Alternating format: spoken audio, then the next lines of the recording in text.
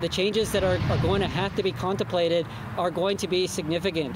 Our transit system in the region will not be recognizable a month or two from now unless we are able to get support. It's a bleak situation. With ridership down by 80% system-wide, TransLink says it's losing $75 million a month and needs help.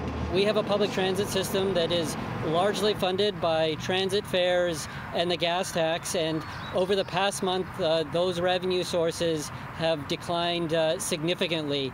The corporation is now requesting some emergency relief funding from both the federal and provincial governments. Without it, TransLink is inching closer to bankruptcy and is facing insolvency as early as June without financial assistance. Over the past 2 weeks, we have been engaged with both levels of government to share information about the challenges that we're facing and hoping to get partnerships with those levels of government to recognize the importance of public transit. So far, we have not been successful in obtaining those partnerships. We are here to work together to find solutions, but those solutions aren't readily apparent. 275 million, I believe, was the number that Jonathan was using today. 200 million from Mr. Mayor Stewart, and I'm sure that Mayor McCallum and Mayor Harvey and every other mayor in BC has a number in their mind.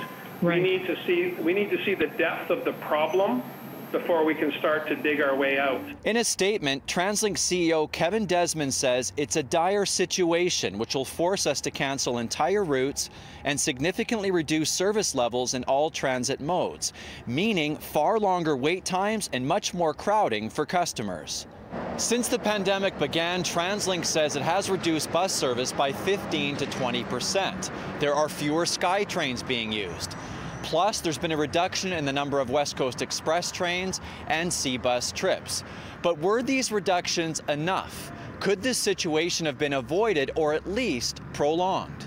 Could they have done, for example, shields, like we're doing in lots of retails and banking now, we're doing shields.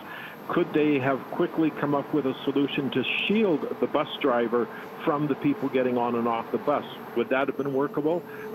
That's a question where they may have been able to do it differently, but by the same token, it may have taken a considerable amount of time for that to be able to be worked out.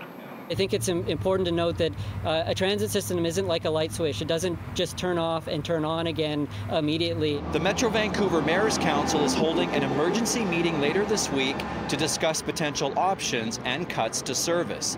Many jobs and how thousands of commuters rely to get around up in the air.